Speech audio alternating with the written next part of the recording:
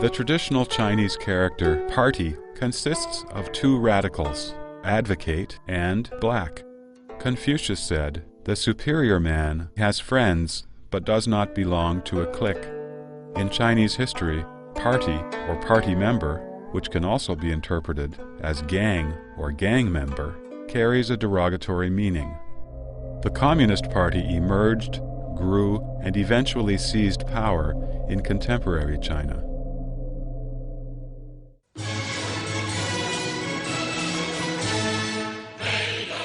The CCP has constantly instilled into the people's minds that history chose the CCP, and that, without the CCP, there would be no new China. Did the Chinese people choose the Communist Party, or did the Communist Party gang up and force the Chinese people to accept it? Let us review China's history in the 20th century to seek the real answers.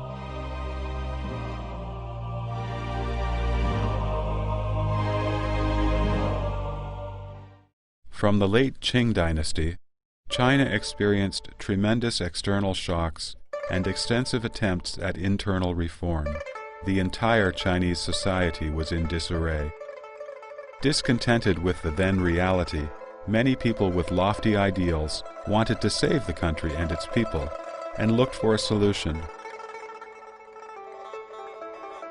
When the British and French styles failed, they switched to the Russian method.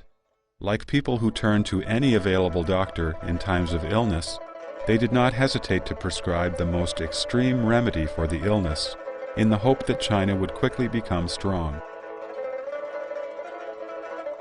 Some people advocated anarchism, others proposed to overthrow the doctrines of Confucius, and still others suggested bringing in foreign culture.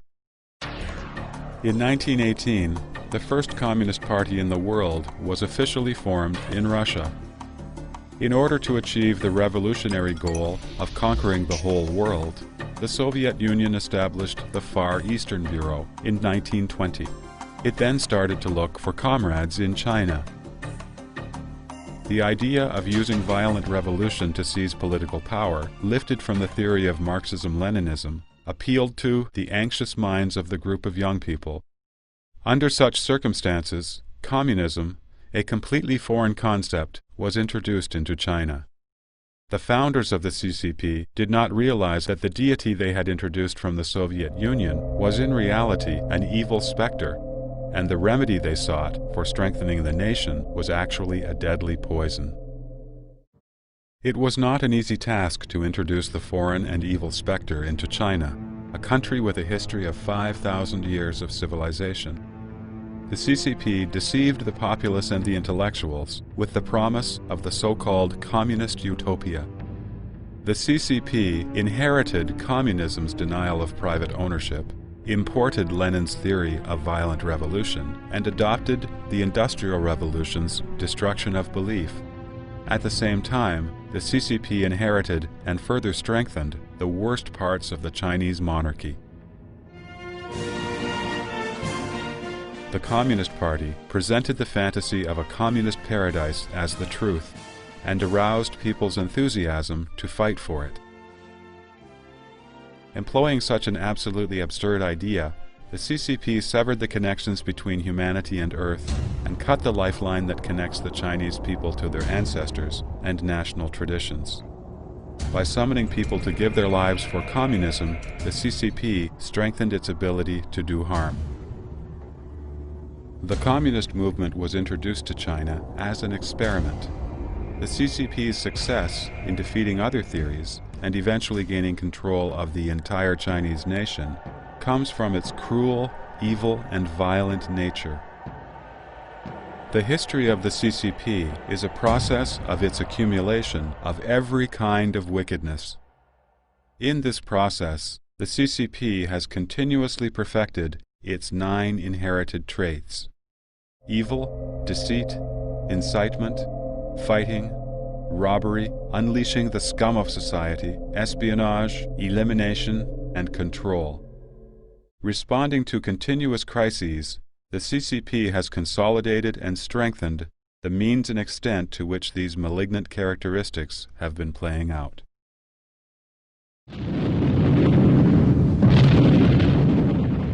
十月革命一声炮响，给我们送来了马克思列宁主义，走俄国人的路，这就是结论。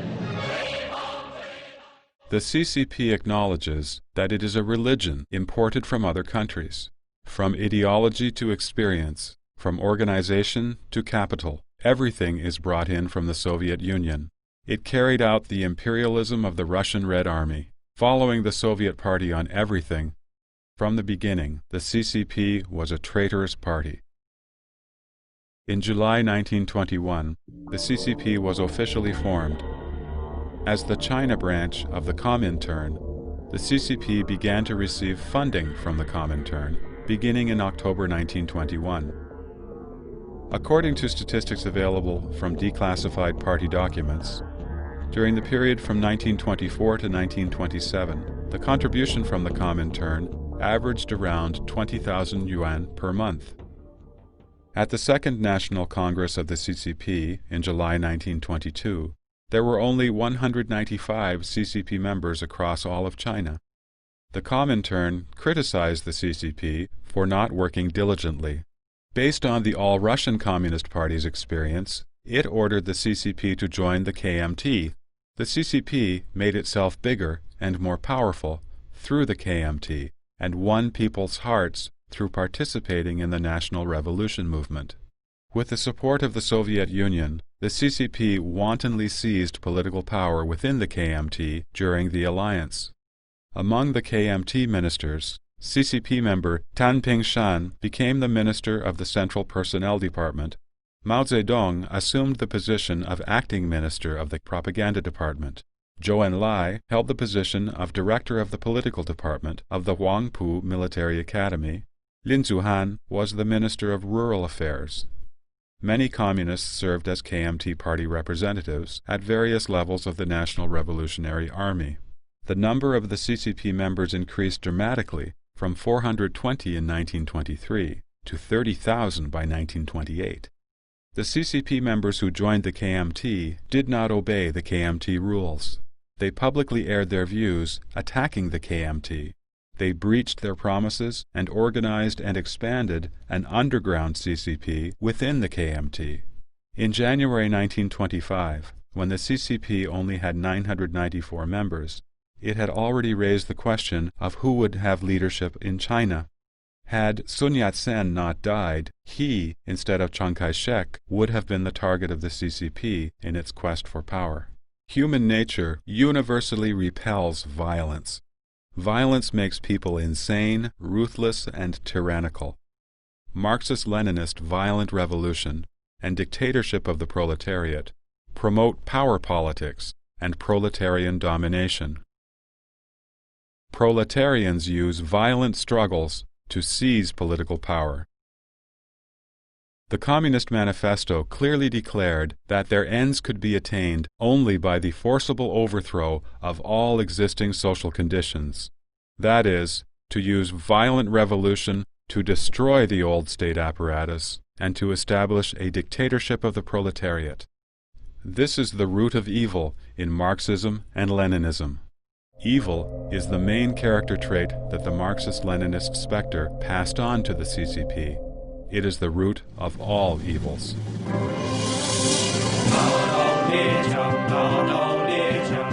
In order to overthrow the warlords and restore peace that people had been expecting for so long, the KMT government began the Northern Expedition in February 1926. Ignoring the people's wishes and interests, the CCP used all kinds of schemes and intrigues to sabotage the Northern Expedition in order to seize political power. From October 1926 to March 1927, the CCP launched 3 armed rebellions in Shanghai. During the Northern Expedition, they distributed flyers everywhere, put up banners, and organized workers to strike. Picket squads of workers, organized by the CCP, engaged in violent conflicts with the police almost daily. The KMT government had to assign the army to assist maintaining social order. The KMT became impatient with the CCP's blatant provocation and decided to thoroughly purge its members. On April 12, 1927, the National Revolutionary Army disarmed the workers' picket squads in Shanghai and took over the Shanghai General Labor Union, which was the CCP's rebellion headquarters in Shanghai. At that point, the first CCP-KMT alliance was declared a failure and ended in blood and slaughter. However, the CCP twisted the facts and accused Chiang Kai-shek of betraying the revolution. When the National Revolutionary Army was at war with the warlords, the CCP was advocating peasants to rebel and to confiscate land from its owners in the rural areas. Between April and May in 1927, under the banner of "The Peasant Association has supreme authority," the entire area of Hunan province was shrouded in red terror, with violent mobs instigating rebellions all over. CCP leader Li Lisan's father was killed by the Peasant Association. National Revolutionary Army Corps Commander He Zhan's father was paraded around and publicly criticized until his death. The family members of middle and lower class officers and soldiers from the Northern Expedition Army were also killed. The horrible sight of it was very similar to that of the Cultural Revolution, when countless other people were tormented. This is the well-known Hunan peasant movement. The deeply rooted patriarchal clan system in the Chinese countryside served as a fundamental barrier to the Communist Party's establishment of political power. The rural society initially had a harmonious relationship between the landowners and tenants. Landowners lent land to peasants so that they could make a living, and in return, the peasants paid rent to support the landowners. This somewhat mutually dependent relationship was twisted by the CCP into extreme class antagonism and class exploitation. The CCP took advantage of the rebellion of social scum and hoodlums in the rural areas to establish the CCP's new social order for the revolution. These scum of society were praised by Mao Zedong as the bravest and firmest in the revolution in the rural areas. Unleashing the scum of society and robbery became the second and third inherited traits of the CCP. Taking advantage of the rebellions of hoodlums can be said to be the CCP's tradition. In 1871, a group of lumpen proletarians rebelled and occupied Paris and formed the Paris Commune. They are the ancestors of the CCP. During the rebellion of the Paris Commune, they cruelly killed the Archbishop of Paris and clergymen. They set fire to palaces, destroyed buildings, and censored the press. From then on, they regarded seizing political power as the most direct and convenient means for reaping without laboring. During the Cultural Revolution, in a debate over the term lumpen proletarians, the CCP felt that the word lumpen did not sound very good, so the CCP simply replaced the term with proletarians. Robbing can help the proletariat become men of property. Forming an army to establish its rule through military force requires arms, food, and money. Yet the best way to raise funds is to rob. The Red Army kidnapped the rich in counties of western Hubei province and held their families ransom for continued monetary support until the families were drained of their resources. Only then were the hostages sent home, many at their last gasp. Is there any difference between these actions and those of bandits? In his investigative report on the peasant movement in Hunan, Mao Zedong said the following: "It is necessary to create terror for a while in every rural area. Otherwise, it would be impossible to suppress the activities of the counter-revolutionaries in the countryside. Many of their deeds in the period of revolutionary action were in fact the very things the revolution required." Revolution, a word that has been given a positive implication by the CCP, has always been regarded as a synonym for the most advanced and the most just. For several decades, under the name of revolution, the CCP has conducted countless of the most evil and despicable deeds. In August 1927, the CCP within the KMT Revolutionary Army initiated the Nanchang Rebellion, which was quickly suppressed. In September, the CCP launched the Autumn Harvest Uprising, and it was suppressed as well. The CCP began to implement a network of control by establishing party organizations at even the smallest grassroots level in the countryside. In October 1930, after exterminating the remaining warlords, the National Revolutionary Army began to encircle and annihilate the CCP's Soviet areas, which lasted 4 years. From October 1933 to January 1934, the CCP suffered a total defeat in its fifth sally. The CCP lost its rural strongholds one after another. With its base areas continually shrinking, the main Red Army had to flee. This was the true origin of the 7,500-mile-long Long March. The CCP trumpeted the Long March as a Chinese revolutionary fairy tale, but it is actually the most dishonorable phase of the CCP history. The so-called anti-Japanese northbound operation was a complete and obvious lie. Pretending to be righteous, the CCP could only rely on lies. Deceit is the fourth evil inherited trait of the CCP. At that time, the Japanese army was mainly in the plains of north and northeastern China. Yet the CCP traveled to the plateau region of Shanbei, which was poles apart from where the Japanese actually were. In fact, the actual route of the Long March was toward the south and west. The CCP Central Red Army first fled south to western Hunan Province, attempting to unite with the No. 2 and No. 6 Red Army and to establish its rule through military force. Met with defeat, the Red Army then fled to northwest Sichuan to unite with Zhang Guotao. By the time they finally arrived in northern Shanxi Province, the main force of the Central Red Army had decreased from 80,000 people to 6,000. During the Sino-Japanese War, the CCP cried out to resist the Japanese. On the other hand, it hid in the enemy's rear areas. The CCP completely left the KMT army alone on the front lines. During the Sino-Japanese War, the KMT lost over 200 marshals, while the commanding officers of the CCP side bore nearly no losses. During the entire Sino-Japanese War, the only major battles the CCP fought were the Pingxing Pass Battle and the 100 Regiment Battle. In the Pingxing Pass Battle, the CCP was neither the leader nor the predominant force. In fact, the CCP troops merely ambushed Japanese supply units. The 100 Regiment Battle that the CCP later boasted about was at that time criticized in an internal document. It had violated the strategic policies of the party's Central Committee and caused extremely negative influences. In reality, the battle simply revealed the CCP's military strength. This made it difficult for the party to continue its policy of focusing only on expanding itself. This was one of the reasons why Peng Dehuai, one of the commanders of the battle, was condemned and purged from the central government during the Cultural Revolution.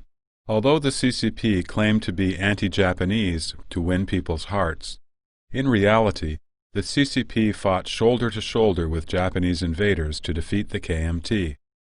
After the Japanese occupied the city of Shenyang on September 18, 1931, the CCP instigated the people in the KMT-controlled areas to rebel, calling on workers to strike and soldiers to revolt in attempts to overthrow the nationalist government. When the anti-Japanese war broke out in 1937, the KMT had more than 1.7 million armed soldiers. The total size of the CCP army, including the new Fourth Army, did not exceed 70,000 people. The CCP could be eliminated in a single battle.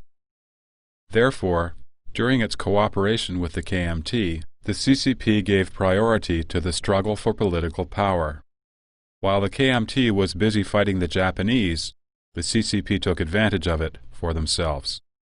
The goal of the CCP was to use this chance to expand its power while conveniently breaking the KMT.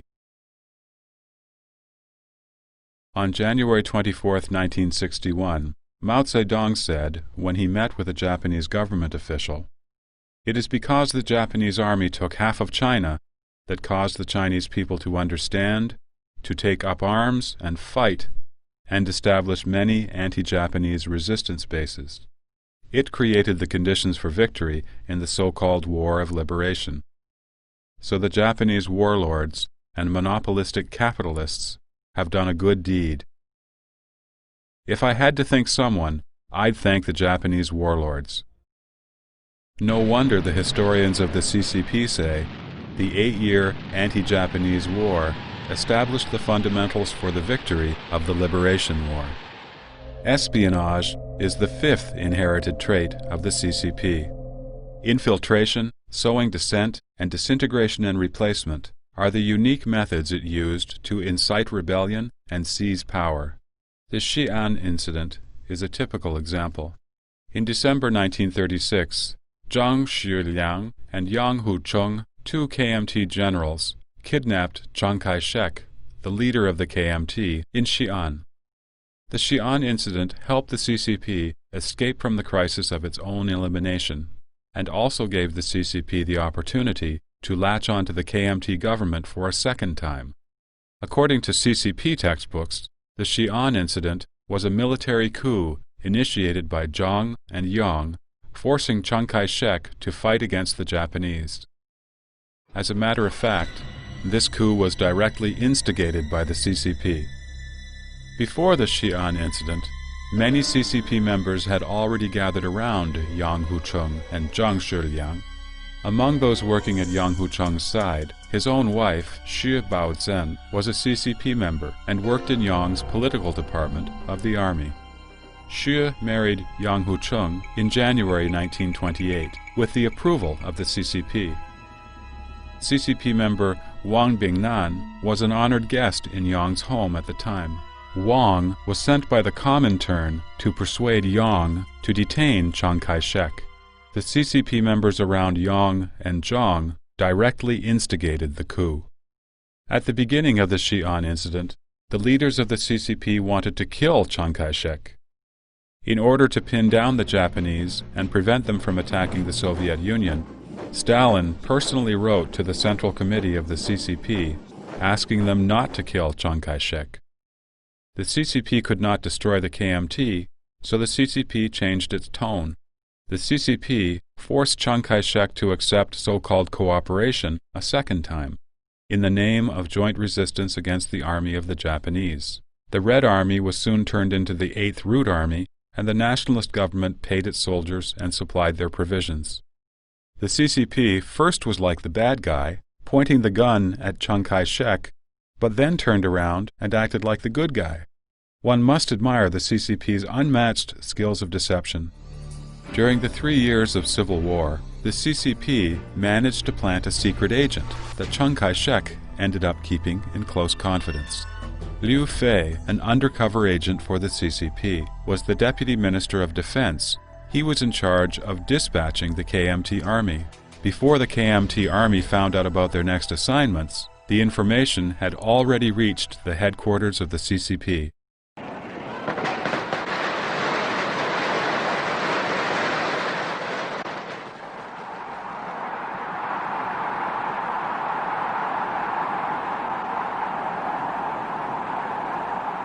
After the anti-Japanese war was over, with the strength it had accumulated during the 8-year war, the CCP then enjoyed the fruits of the labor of the KMT.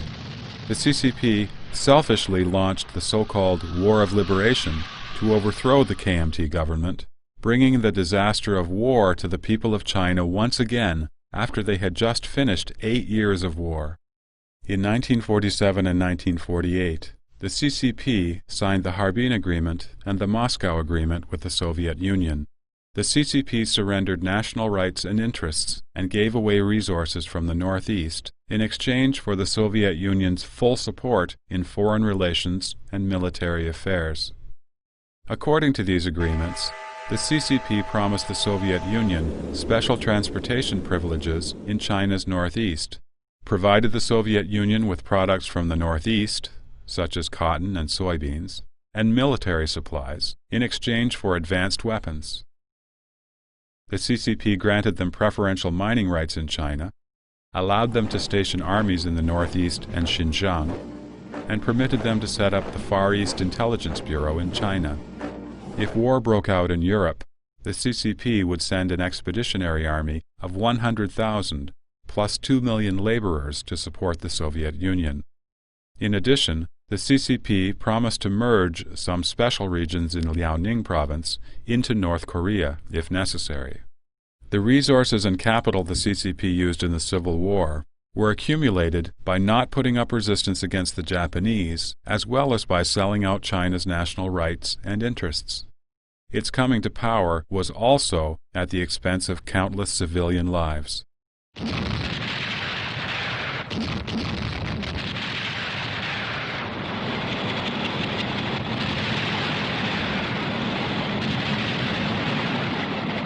The CCP is well known for its huge crowd strategy. They sent thousands of unarmed civilians to the front lines, forcing the KMT to either murder them or give up. They called it using a sea of people in the war of the people.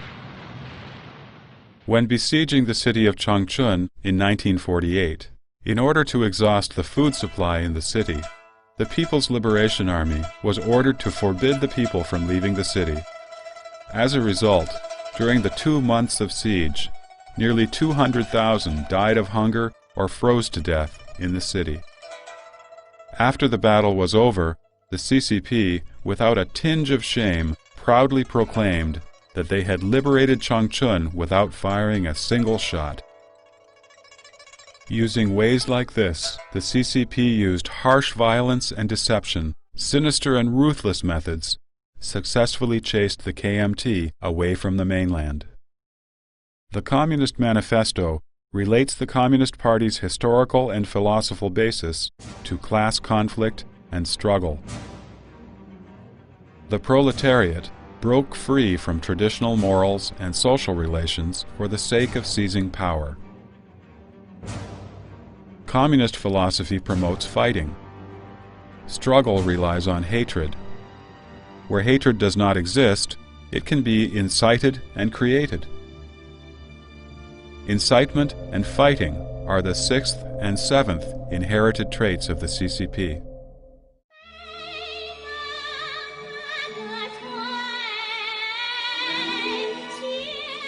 A well-known story of class oppression, The White-Haired Girl, was originally a story about a woman immortal. It had nothing to do with class conflicts. But under the pens of the military writers, she became a person who was being persecuted with enormous hatred. They created a landlord to bully the white-haired girl and transformed a classic folktale into a propaganda piece promoting class struggle. The story was then transformed into a modern drama, opera, and ballet.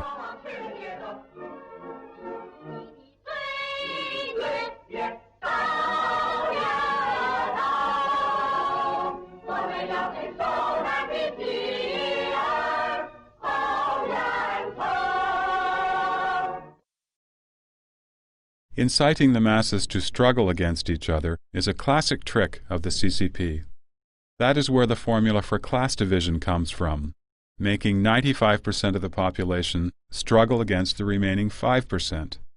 The CCP has made full use of and developed this technique in many of its political movements. People classified into the 95% were safe, but those within the 5% were enemies and were struggled against. Out of fear and to protect themselves, most people strived to be included in the 95%. This resulted, though, in many cases in which people brought harm to others, even adding insult to injury. Fighting, to the CCP, is more than the armed forces and armed struggle. Mao Zedong said, "A revolution is not a dinner party, or writing an essay, or painting a picture, or doing embroidery. A revolution is an insurrection, an act of violence by which one class overthrows another. We need to struggle to seize power, and we also need struggle during periods of peace. In 1941, the CCP began the so-called rectification movement in Yan'an. It created a model for persecution that is most fearsome. The first step of the rectification was to set up individual personnel archives. One had to list all acquaintances since birth, all important events, and the times and places of their occurrence. Emphasis was placed on personal thought processes during these social activities. Evaluation based on party nature was even more important, and one had to confess any anti-party thoughts or behavior in one's consciousness, speech, work attitudes, everyday life, or social activities. In fact, the rectification movement was a so-called cleansing movement by which Mao Zedong intended to purge and eliminate party dissidents. The CCP used methods of testing everyone. It extorted so-called confessions through torture, resulting in countless frame-ups, false, and wrong accusations. During the rectification, Yan'an was called a place for purging human nature. According to the Guangdong District County statistics, the number of types of corporal punishment they used was around 24. The rectification movement was the most horrendous, darkest, and most ferocious power game ever played out in the human world. It blasphemed human civilization and dignity.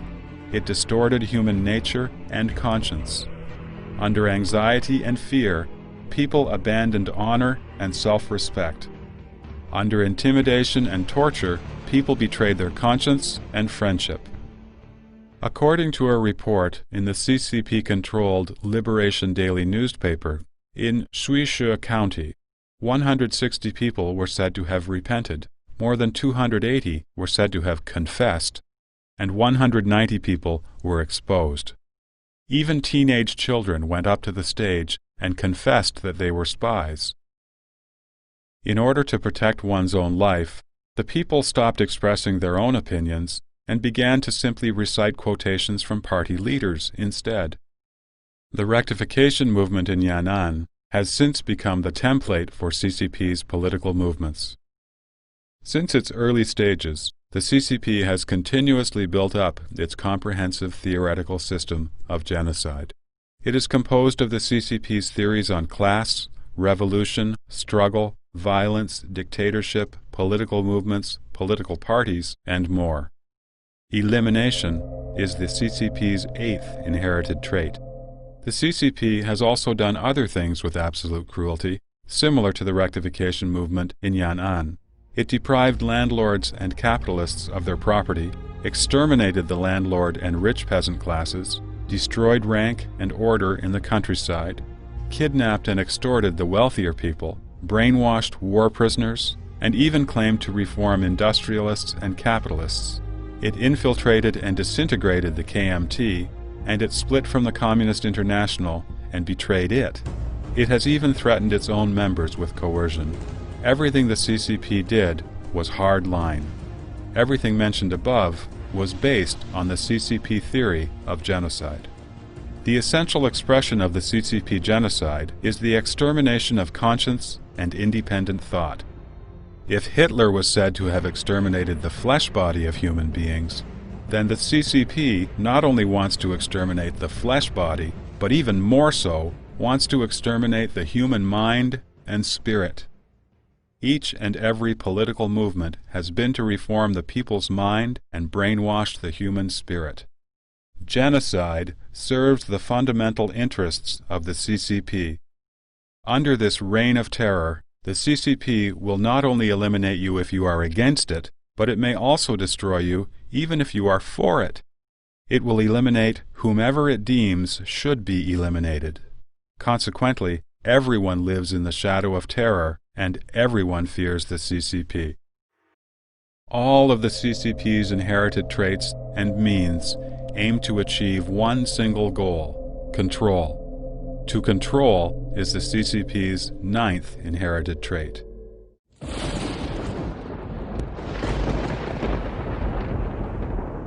Through its evil actions, the CCP has proved itself to be the natural enemy of all existing social forces. Since its inception, the CCP has struggled through one crisis after another. The perpetual fear for survival has made maintaining its existence and power the highest interest of the party. The party's interest is not the interest of any single party member, nor is it a collection of any individual interests. Rather, the interest of the party, as a collective entity, overrides any sense of the individual. Party nature is one of the most vicious characteristics of the Communist Party. Party nature overwhelms human nature and conscience, and has the power to make people lose their humanity.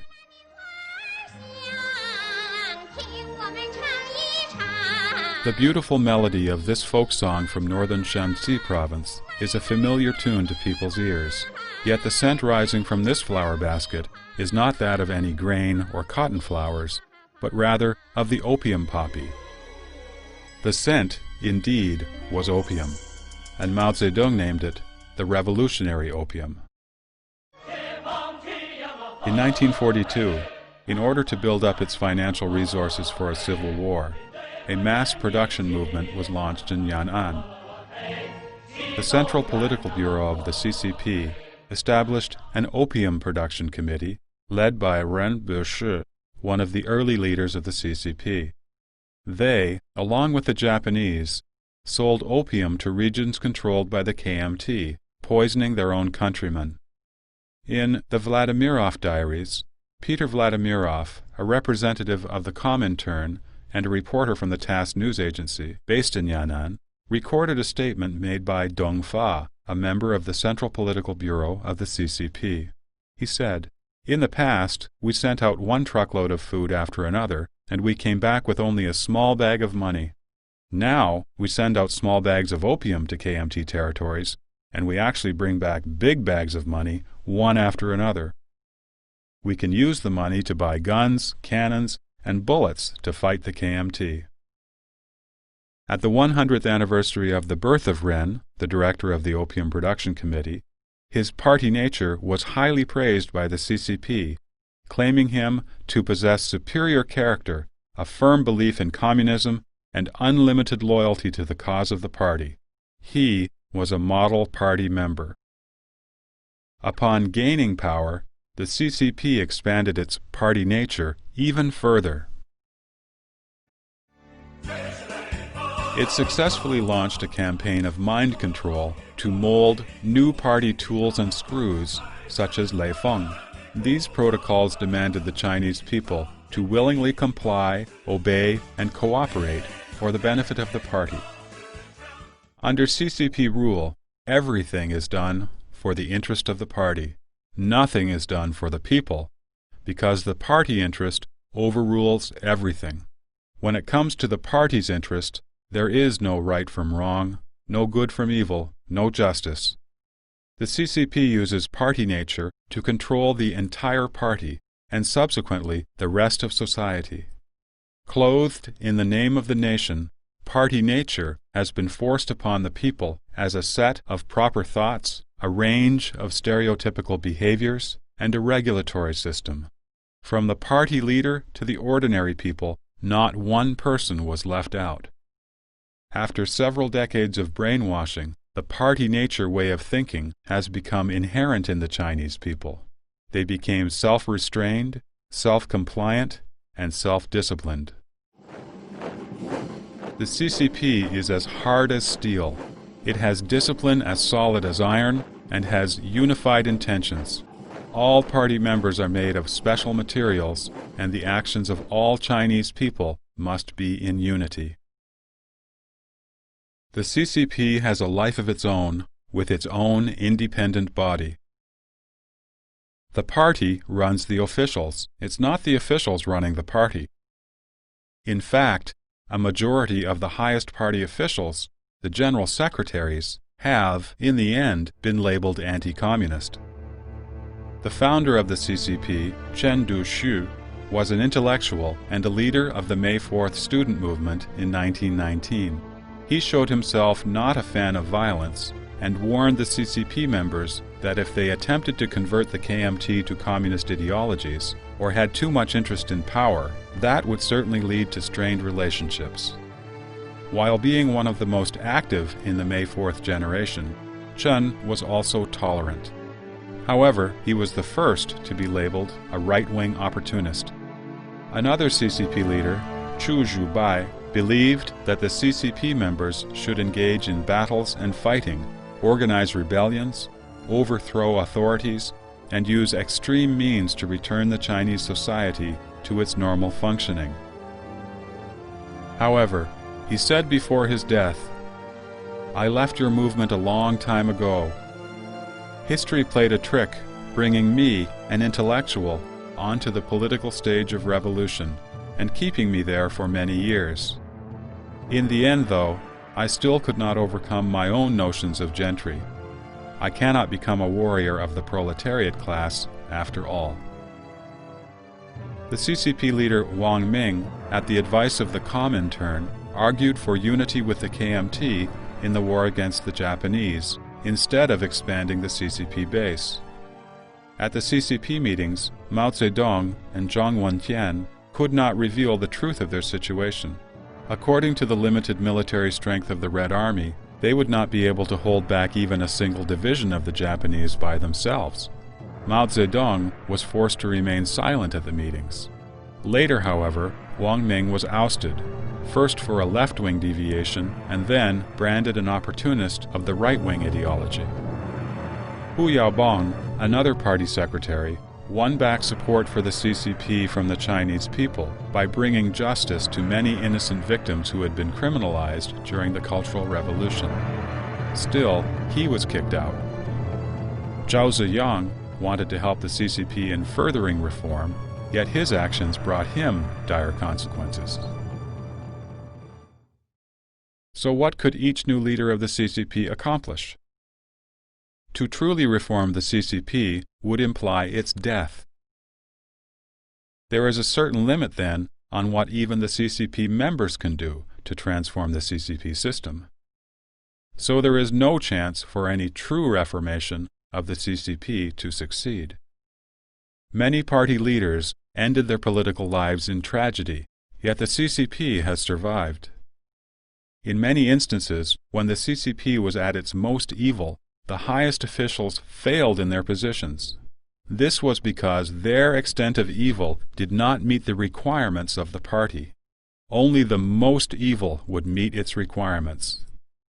The CCP leaders who survived their positions were not those who could influence the party, but those who could comprehend the party's evil intentions and follow them. No wonder party members were capable of battling with heaven, fighting with the earth, and struggling against other human beings. But never could they oppose the party. They are the tame tools of the party, or at most, symbiotically related to the party. The CCP has mixed violence, terror, and high-pressure indoctrination to form its theoretical basis, which is then turned into the party nature, the spirit of its leaders, the functioning mechanism of the entire party, and the criteria for the actions of all CCP members. The history of the CCP tells us precisely its illegitimacy. The Chinese people did not choose the CCP. Instead, the CCP forced communism, this foreign evil specter, onto the Chinese people by applying the evil traits that it has inherited from the Communist Party: evil, deceit, incitement, fighting, robbery, unleashing the scum of society, espionage, elimination, and control.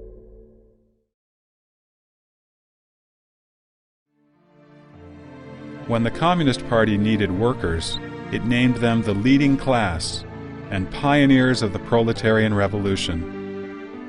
But in the end, the workers became the ones who absolutely own nothing.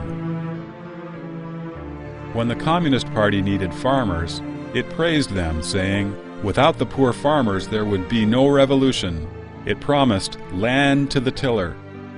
The happiness of the fortunate farmers who were given a piece of land lasted a mere few days. Their land was later taken to establish the People's Communes. When the Communist Party was almost exterminated by the KMT, it appealed loudly, "Chinese do not fight Chinese." However, as soon as the anti-Japanese war was over, the CCP turned full force against the KMT and overthrew its government. When the CCP needed the support of democratic parties, it urged that all parties strive for long-term coexistence, be sincere with one another, and share honor and disgrace. But anybody who disagreed with or refused to conform to the party's concepts was eliminated. The Communist Party's political power would not be shared with any other individuals or groups. History tells us never to believe in any promises the CCP makes. If one were to believe the words of the Communist Party in any issue, that issue would be the one that would cost one one's life. Without deceit and violence, the CCP would not be in power.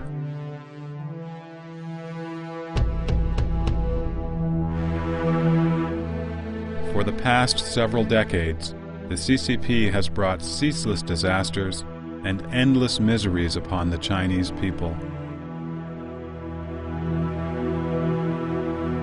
The indulgence of the CCP in wanton massacre and willful persecution throughout China has been the greatest misfortune for the Chinese people. To be free from the CCP shackles will bring new hope to China.